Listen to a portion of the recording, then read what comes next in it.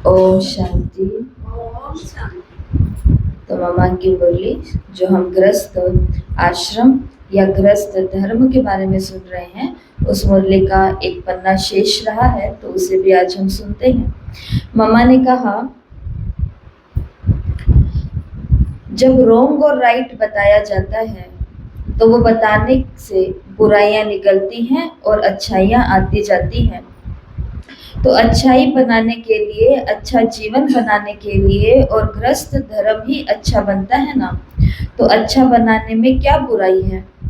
उसकी माना ही है कि आजकल बुराई मनुष्य से छूटती नहीं है, और हम समझते हैं कि नहीं, यहाँ ऐसा क्यों? ऐसे बुराइयों में फंस गए हैं कि बुराई छोड़ने का उनका जी नहीं चाहता, विकार छूटते नहीं हैं, और फिर समझते हैं कि यहाँ विकारों से क्यों छुड़ाया जाता है। विकार तो नेचर है, विकार तो सदा से चले आए हैं। इतने तो मम्मा ने कहा उसमें फंस गए हैं, परंतु नहीं, ये कोई सदा वाली चीज नहीं है। सदा की होती तो फिर हम देवताओं को निर्विकारी क्यों कहते? हम महिमा भी करते हैं सर्वगुण संपन्न, 16 कला संपूर्ण, संपूर्ण निर्विकारी। तो निर्विकारी शब्द किसके लिए कहते हैं? क्या खाली कहने के लिए कहते हैं? कुछ करने के लिए कहते हैं ना। अगर भरोसे वाली जीवन है, कल को मर जाए, पॉसिबल है। ये एक चीज है जो हमारे लिए पॉसिबल है। अभी कुछ हो जाए, पॉसिबल है, पॉसिबल है। परंतु तो भी मनुष्य चलता तो ऐसे ही है कि ये करूंगा, वो करूंगा, शादी करूंगा, बच्चा पैदा करूंगा, कमाऊंगा, पढ़ूंगा। मम्मा ने कहा, चलता तो है ना ऐसे। देखो, छोटा बच्चा है तो भी कहेगा मैं पढ़ूंगा, मैट्रिक पास करूंगा, कॉलेज जाऊंगा, डॉक्टर बनूंगा, फिर ये करूंगा। सोच तो चलती ही है ना, छोटे से ही सोच चलती है। वो ख्याल नहीं करता कि कल को मर जाऊं, इसलिए मर जाऊं, इसलिए कुछ करूं ही ना। पता नहीं कल को मर जाऊं तो कुछ करूं ही ना। मम्मा ने प्रश्न किया हम सभी से, क्या ऐसा कोई करता है? ऐसा नहीं करता ना, कोई नहीं करता ना। मम्मा ने कहा हो तो सकता है, पॉसिबल है। तो पॉसिबल होते हुए भी चलते तो ऐसे ही है ना। चलते ऐसे हैं जैसे कि हमको यहाँ बैठना है, कई युगों तक यहाँ ही चलना है, ऐसे समझ करके चलते हैं। फिर इसमें ऐसा क्यों? इसमें भरोसा है, और यहाँ तो गारंटी है बाप की, तुमको मिलना ही है। अवश्य ये चीज आने वाली है। तो जो गारंटी वाली चीज होती है ना, जो समझते हैं कि नहीं है, ऐसा क्यों करें, फिर भी गिरना ही तो है, फिर भी फंसना ही तो है, इसलिए फंसे रहें, करें ही क्यों? तो ये देखो, इसको क्या कहेंगे? मम्मा ने कहा महामूर्खता। मूर्ख तो पहले ही थे। बाबा के बनने से पहले मम्मा ने कहा हम सभी क्या थे? बाबा का बनने का मतलब है अपने और भगवान की जानकारी मिलने से पहले भी तो मूर्ख तो थे। लेकिन समझ मिलने के बाद भी कई समझते हैं कि हम छूटे क्यों, फिर भी फंसे पड़े रहे। तो अगर ऐसे ही फंसे पड़े रहेंगे तो क्या इसको केवल मूर्खता कहेंगे या महामूर्खता कहेंगे? पहले बोलते तो केवल मूर्ख होते, पर अब बोलेंगे, समझेंगे तो मम्मा ने टाइटल दिया, रॉन्ग टाइटल है, हमें ऐसा टाइटल तो नहीं लेना। इसलिए बाप कहते हैं ऐसा महामूर्ख ना बनो, आज संडे है, इसलिए आप सबका ऐसे मीठे मीठे बहुत सपूत समझदार, जो गुण ग्रहण अर्थात गुण ग्रहण करने वाले हैं, अच्छी बात ग्रहण करनी चाहिए, कोई बात जो अयोग्य हो उसको छोड़ देना चाहिए। ऐसे जो अच्छे बच्चे हैं, समझदार हैं, उन बच्चों को याद प्यार और गुड मॉर्निंग और गुड डे। तो आप मम्मा ने क्यों बीच में बता दिया कि आज संडे है? तो जैसे भी गुरुवार को भोग का डे होता है ना, तो पहले संडे होता था, भोग का दिवस, फिर धीरे धीरे गुरुवार किया गया। तो यहाँ पर मम्मा की मुरली नंबर 10 भी हम सभी ने सुन ली, और मुझे ऐसा लगता है अभी तक जितनी भी मुरलियां हमने सुनी, ये मुरली एक मुरली ऐसी थी जो हमें बिल्कुल ये बताती है कि अब मुझे अपने गृहस्थ को आदर्श प्रवृत्ति बनाना है। वेरी गुड, ये था मेन पॉइंट कि मुझे आदर्श उदाहरण वाली प्रवृत्ति बनाना है। मम्मा ने कहा हमें इनको जड़ से फेंक देना है बाहर, मेरे घर के जो विकार हैं उन्हें जड़ से।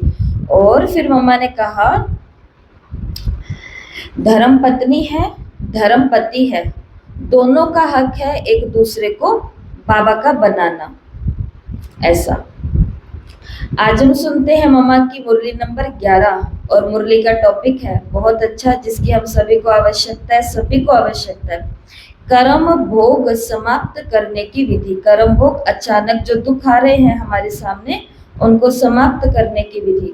तो सभी मम्मा का एक बार फिर से आह्वान करते हुए, अपने चित्त की पुनः एक बारी सफाई करते हुए, अपनी झोली को मम्मा के ज्ञान रत्नों से भरने के लिए अपने आप को बिल्कुल तैयार कर लें।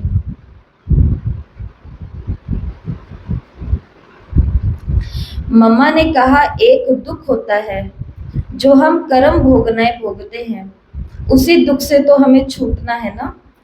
ये जो गीत है ये भी समझने का है।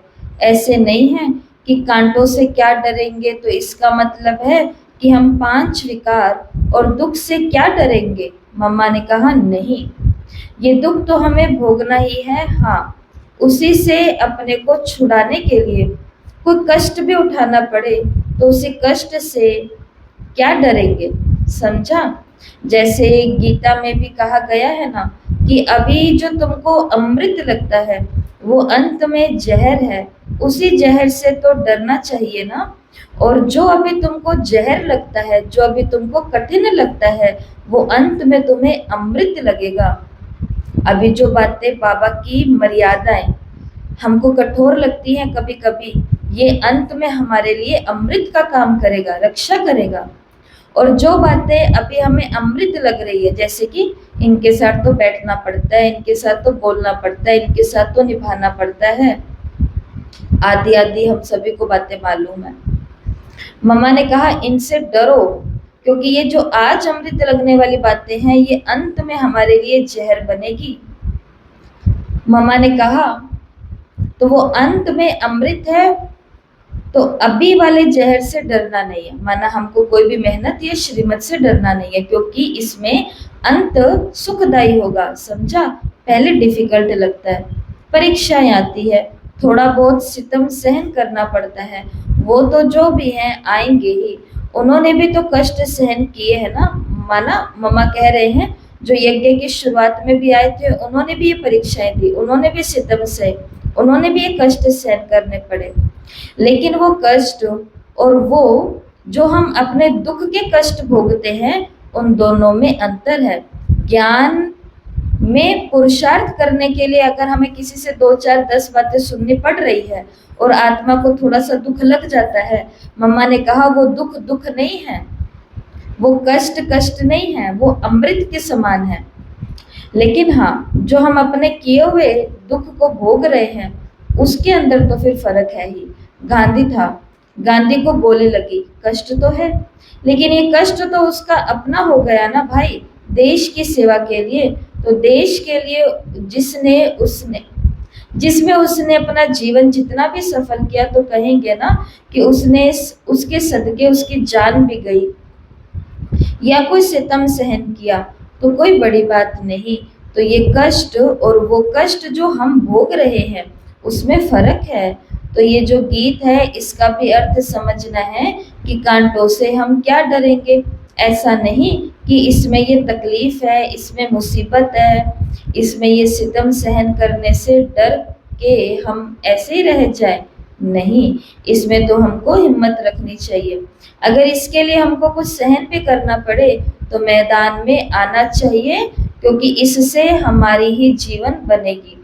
दूसरी तरफ देखो, हद की सेवाओं में भी तो जान देते हैं ना। मम्मा ने कहा गांधी ने जान दी ना, परवाह नहीं की, चलो कहा जाए, चलो कहा जाग जाएंगे बहुत, परंतु वो हद का काम रहा, उससे कोई कंप्लीट प्राप्ति तो फिर भी नहीं रही ना। तो जब कोई हद की सेवा में भी इतना रखते हैं, ये तो फिर कंप्लीट प्राप्ति है ना।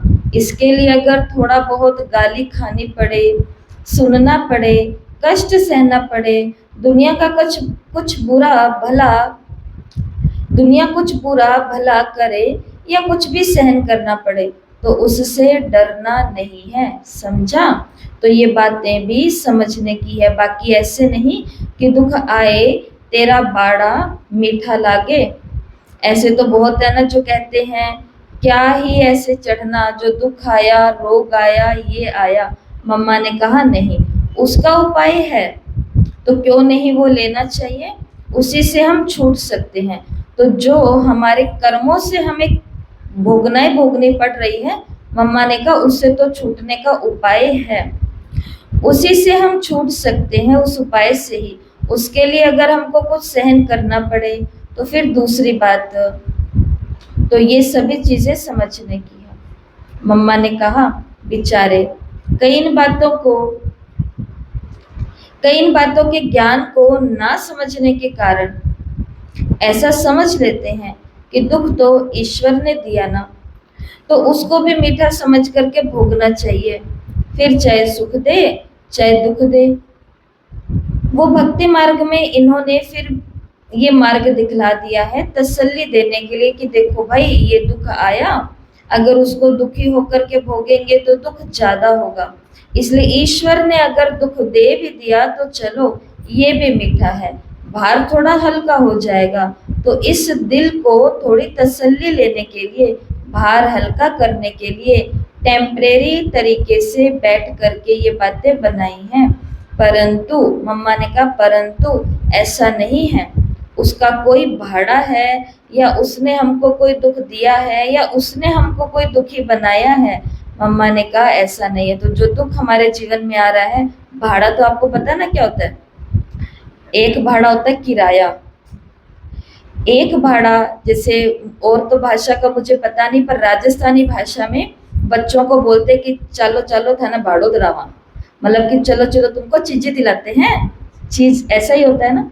तो भाड़ा, भाड़ा का मतलब है कि ये कोई भगवान की तरफ से दिया हुआ हमें कोई चीज नहीं है।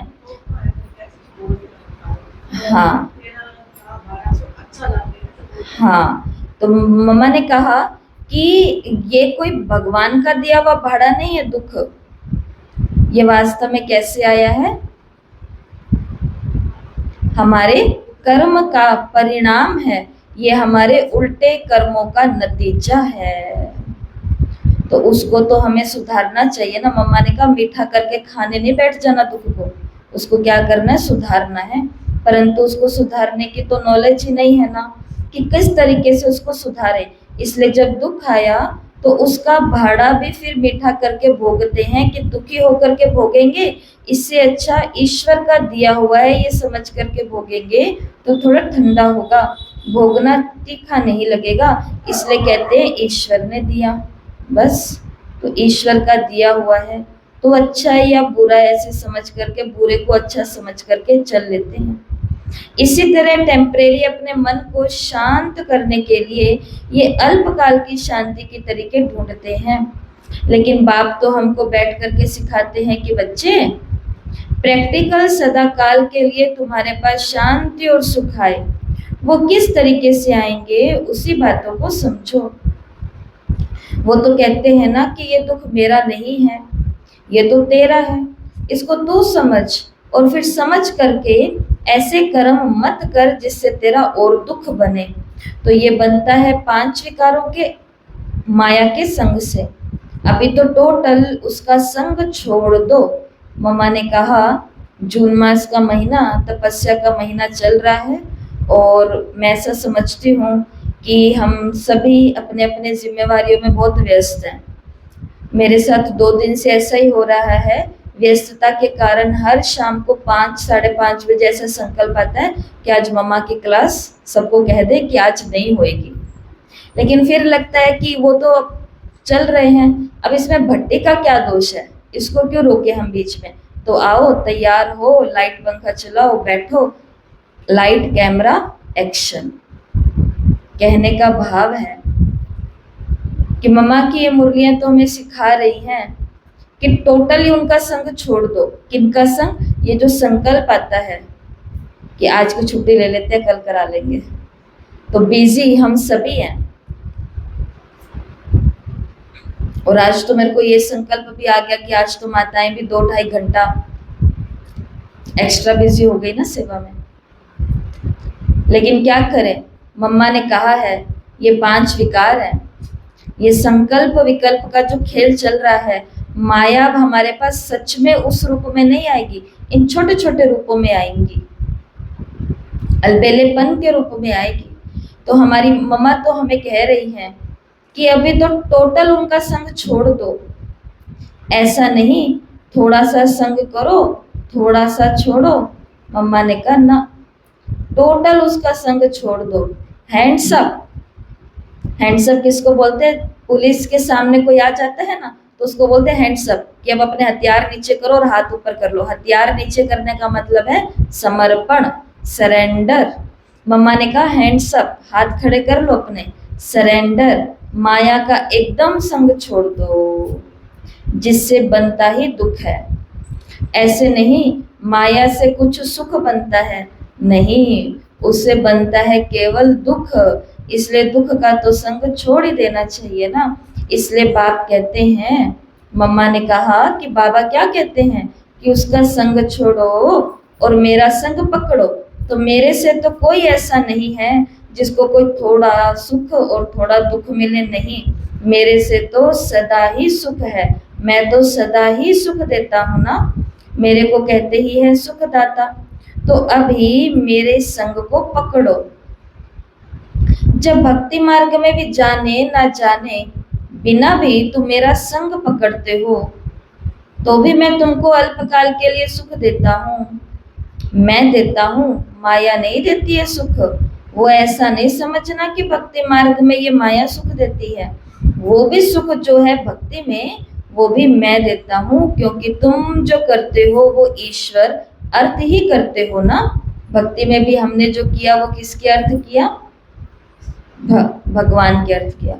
चलो भले कोई गरीब को दान कर, लेकिन अंदर में तो यही है ना कि गरीब को दूंगा तो भगवान राजी रहेगा, फिर भगवान हमको आशीर्वाद करेगा, भगवान हमें कुछ देगा। अंदर में तो यही आता है ना। वो करते तो हो गरीब का, लेकिन अंदर तो याद भगवान की आती है ना कि भाई गरीब की मदद करेंगे तो भगवान कुछ अच्छा हमारा जरूर करेंगे। कोई रोगी भी है, सेवा करेगा। कोई रोगी भी है, उसकी सेवा करेंगे तो भी क्या कहेंगे? सेवा तो मनुष्य की करेंगे, सेवा तो रोगी की करेंगे, परंतु अंदर में तो यही आएगा ना कि रोगियों की सेवा करने से भगवान हमारा भी कुछ अच्छा करेगा। तो भाव भक्ति में भी हमेशा क्या रहा, किसी की भी सेवा करते हुए क्या रहा कि भगवान इसका रिटर्न हमें देगा, कोई हमें दे या ना दे। कभी रोग नहीं देगा, कुछ हमारा भला करेगा। करेगा कौन? परमात्मा आता है ना बुद्धि में। सो हो गया कि करते हम मनुष्य के लिए हैं, लेकिन ईश्वर अर्थ तो हम भी ईश्वर को डायरेक्ट में याद तो कर ही लेते हैं ना। डायरेक्ट करते मनुष्य से हैं, परंतु इनडायरेक्ट याद तो ईश्वर आता है। तो परमात्मा भी इनडायरेक्ट हमको रिटर्न करता है, चाहे मनुष्य के थ्रू ही करे, चाहे किसी के भी द्वारा धन की प्राप्ति होती है। चलो किसी गरीब को धन से हमने मदद की तो दूसरे जन्म में धन मिल जाएगा, ऐसा होगा, कुछ रिटर्न तो हो ही जाती है। जैसे रोगी की सेवा की, गरीबों की सेवा की, ऐसे बहुत हॉस्पिटल खोलते हैं, बहुत स्कूल खोलते हैं, यानी विद्या का दान करते हैं तो दूसरे जन्म में क्या होगा? उनको बड़ी विद्या मिलेगी, बड़ा डॉक्टर इंजीनियर का पद पालेंगे। विद्या का दान किया ना तो दूसरे जन्म में कुछ स्टेटस अच्छी मिलेगी। धन दान किया तो धनवान के घर में जन्म मिलेगा। रोगियों की सेवा की तो अगले जन्म में हेल्थ अच्छी मिलेगी। इसका रिटर्न होता है, क्योंकि तुम करते तो ईश्वर अर्थ होना। इनडायरेक्ट तो बुद्धि में ईश्वर आता है ना, परंतु करते मनुष्य के साथ हो तो भी इनडायरेक्ट ईश्वर उसको दे देता है, मनुष्य के थ्रू दे देता है। वो भी मनुष्य के थ्रू ईश्वर को याद करते हैं तो ईश्वर भी मनुष्य के थ्रू उनको दे देता है। इसी तरह से वो भक्ति मार्ग चला इनडायरेक्ट में। अभी बाप कहते हैं डायरेक्ट, अभी तो मैं आया हुआ ना डायरेक्ट, तो ये अभी तुम्हारा संबंध मेरे से डायरेक्ट है। इसलिए भी डायरेक्ट मेरे से सदा सुख की प्राप्ति करनी है। और किस तरह से करनी है वो बैठ करके सारी बातें समझाता हूँ। तो हमारा उनसे डायरेक्ट है, अभी कोई इनडायरेक्ट मनुष्य के थ्रू नहीं है। मम्मा ने कहा नहीं, डायरेक्ट। अभी हमारा कनेक्शन डायरेक्ट बाप से है। ये ज्ञान मार्ग डायरेक्ट मार्ग है, भक्ति मार्ग इनडायरेक्ट मार्ग है। डायरेक्ट इनडायरेक्ट क्यों कहा जाता है? उधर भी भगवान को याद कर रहे थे, इधर भी भगवान को याद कर रहे हैं, लेकिन फर्क सिर्फ इतना है, वहां पर जो जो हमें भगवान को याद करने के लिए कहते थे हम उनको भी याद करने लग जाते थे। यहाँ पर हम पूरे दिन में ना जाने कितने दीदियों से ज्ञान सुन लेते हैं, ना जाने कितने भाइयों से ज्ञान सुन लेते हैं, ना जाने कितने लोगों से ज्ञान सुन लेते हैं, लेकिन ऐसा तो नहीं है ना कि सबको फोटो लगा लगा करके हम याद कर रहे हैं। ऐसा तो नहीं होता। गुरु फिर भी हमारा एक ही है, और वो डायरेक्ट, कोई मनुष्य नहीं, परमपिता परमात्मा निराकार है। इसलिए मम्मा ने कहा कि यहाँ पर जो है वो डायरेक्ट है।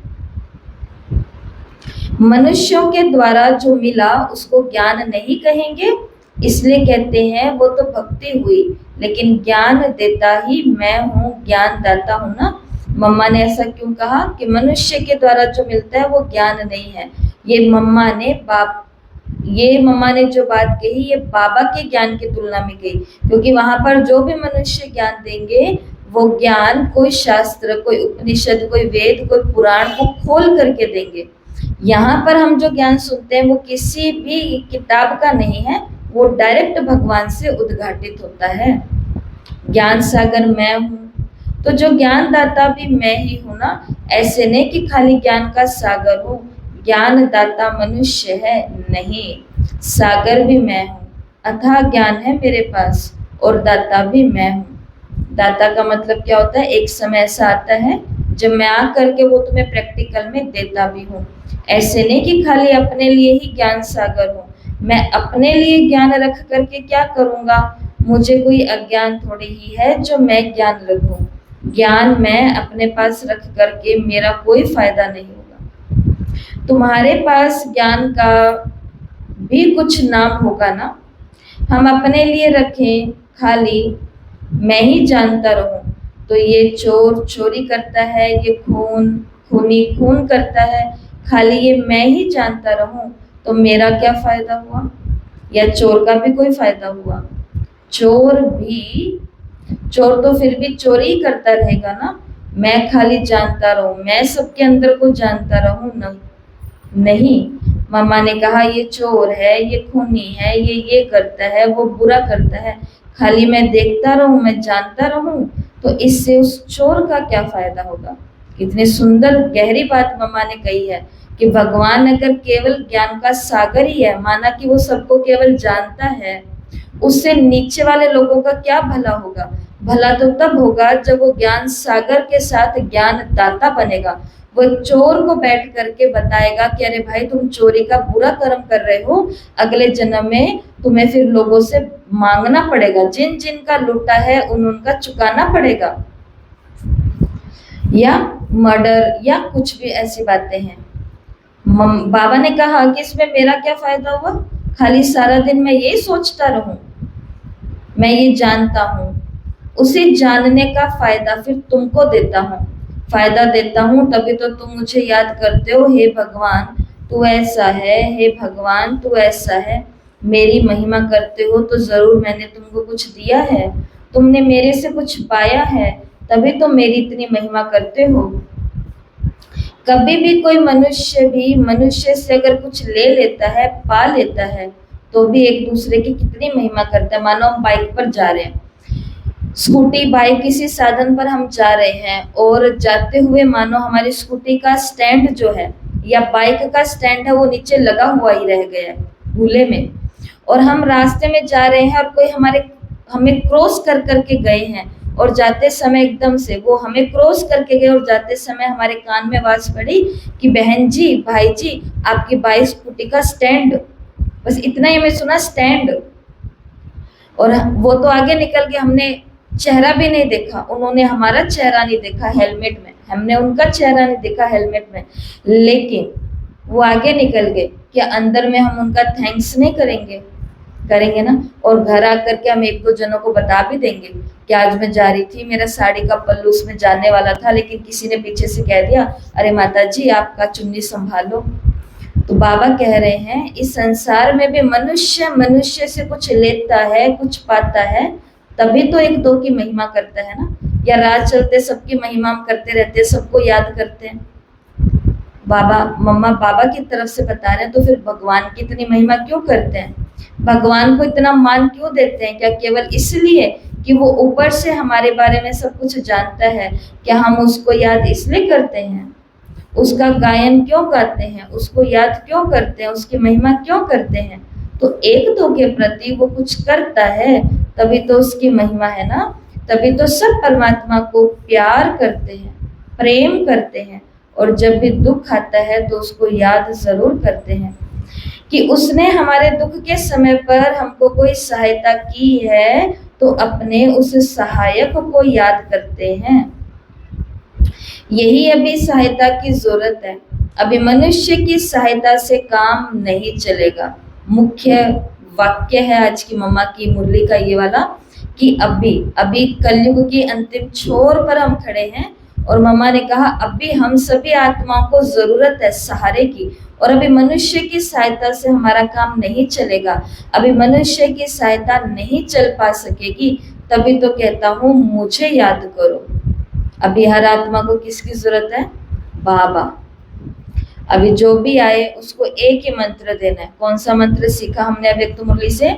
मेरे बाबा, मेरे साथी, आओ बाबा मेरी मदद करो। और लोग अनुभव कर रहे हैं, हम भी अनुभव कर रहे हैं, सब अनुभव करते हैं। तो सहारा सहायता भी इंसान की सहायता से काम नहीं चलेगा।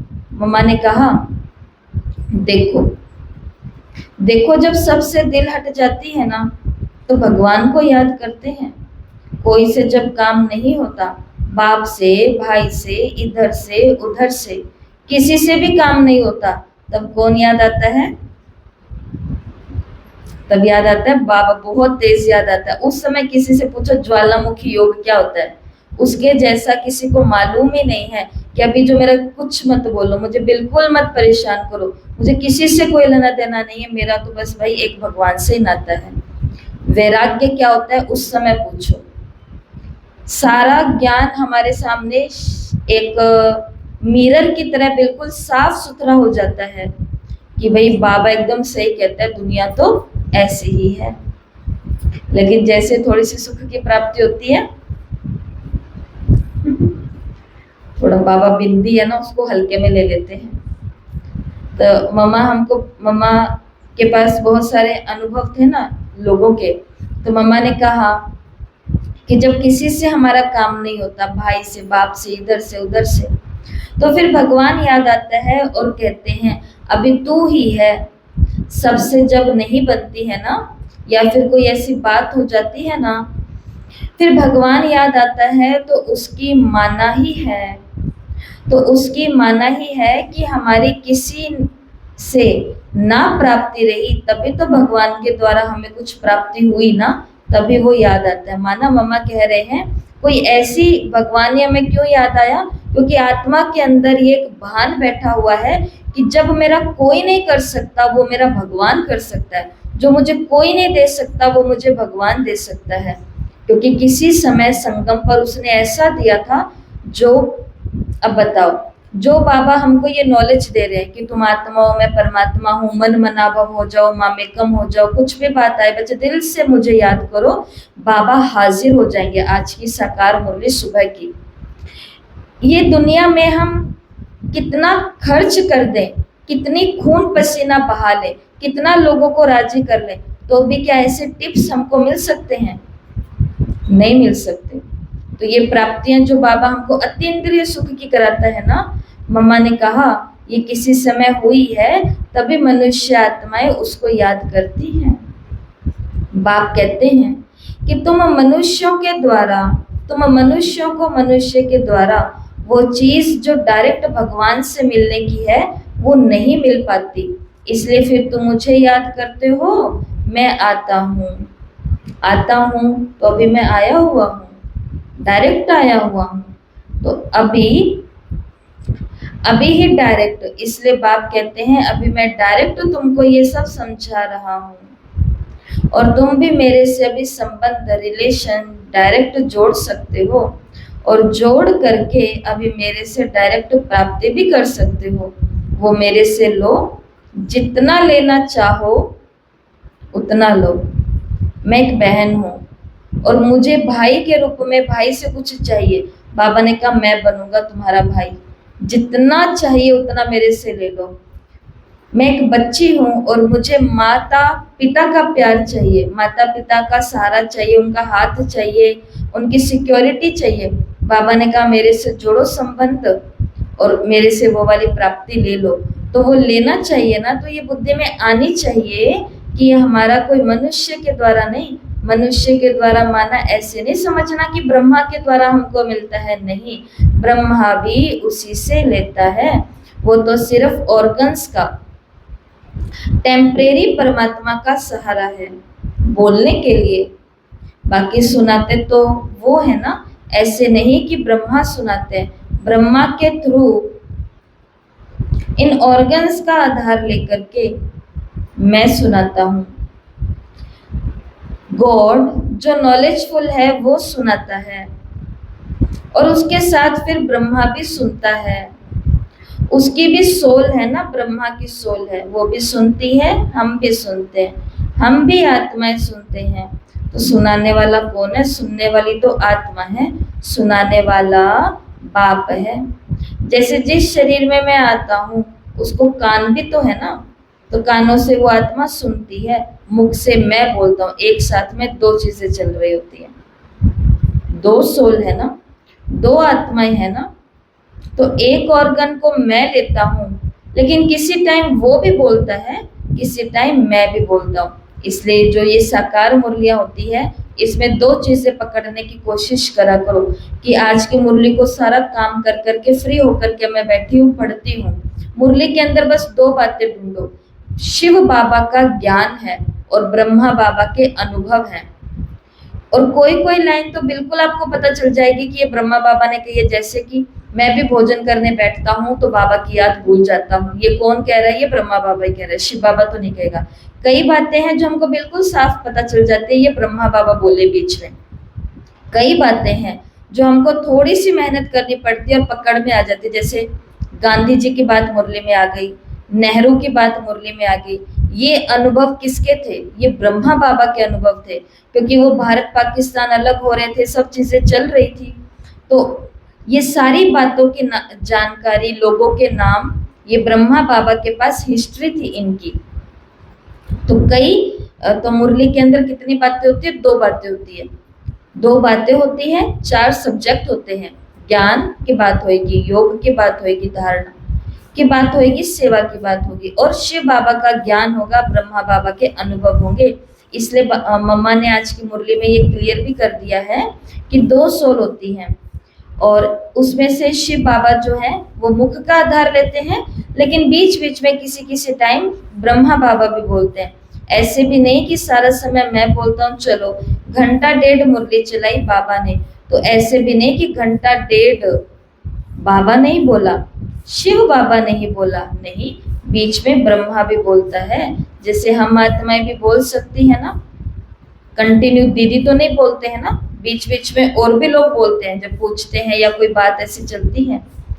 मम्मा ने कहा अभी देखो मम्मा की आत्मा या जो भी टीचर्स बोलती है ना, जैसे वो बोलती हैं वैसे ब्रह्मा भी तो बोल सकता है ना। ऐसे थोड़े कि बस ब्रह्मा के तन में वही बोलेगा, ब्रह्मा अपना भी नॉलेज सुनाता है जो ब्रह्मा धारण करता है।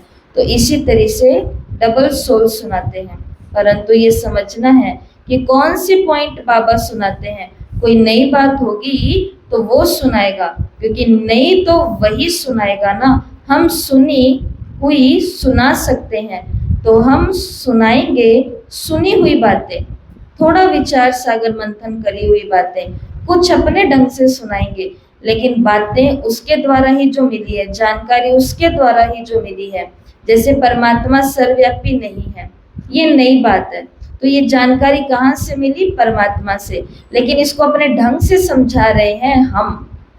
तो मम्मा ने कहा ऐसे, बाबा की मुरली के अंदर शिव बाबा का नया ज्ञान है, ब्रह्मा बाबा का मंथन है।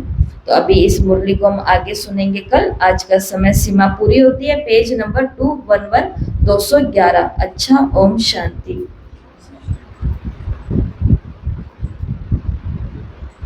रेड लाइट करो।